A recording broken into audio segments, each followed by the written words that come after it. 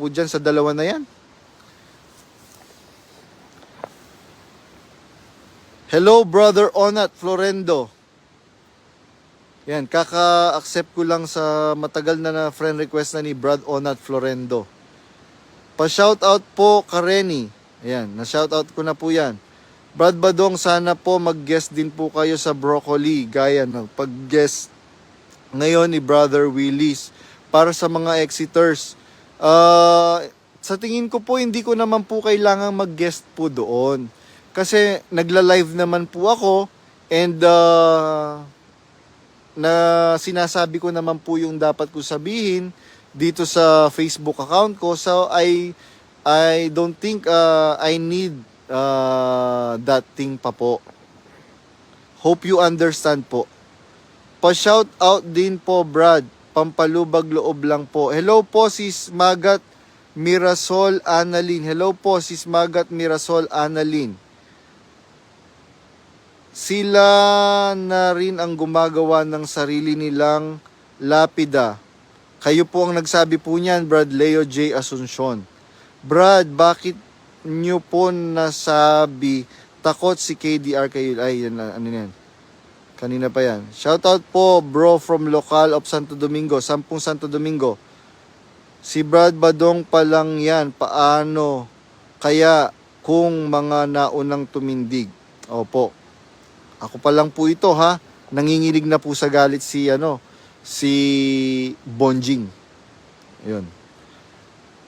Ikaw ang kasi napakataas ng respeto ko sa'yo. Biruin mo, sa taas ng respeto ko sa'yo, kahit mabaho yung paa mo, tiniis ko nung minasay ko yung paa mo. Ganon kataas yung respeto ko sa'yo. Go, Brad Badong, tama lang yan. Magparinig siya ng magparinig sa pagkakatipon para madami ma-curious. Para madami manood ng videos mo, magigising sa katotohanan. Wala na paksa, parinig na lang. Opo, meron pong nag-message sa akin sa abroad din po. Sabi niya, Brad, bagong kapatid lang daw po siya. Siguro, I guess, mga 4 years, 3 years. Pero nagkita na kami in person nung kapatid.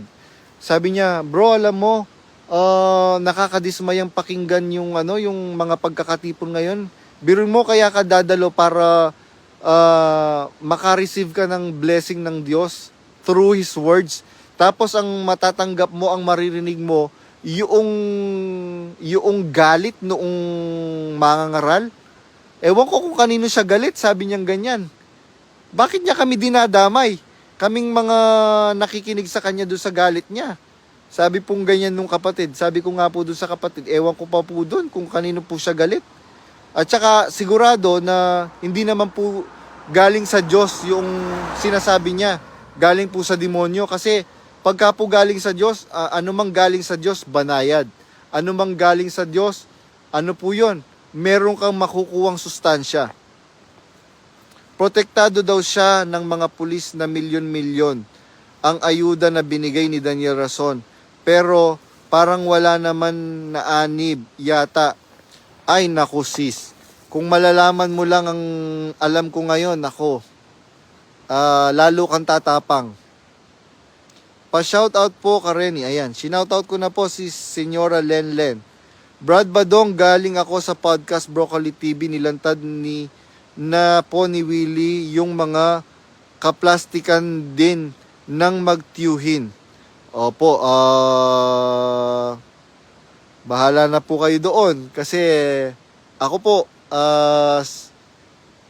sa pananaw ko po, yung pong si Brother Eli, wala naman po siyang tsaka patay na po si Brother Eli and I don't want to talk about him anymore.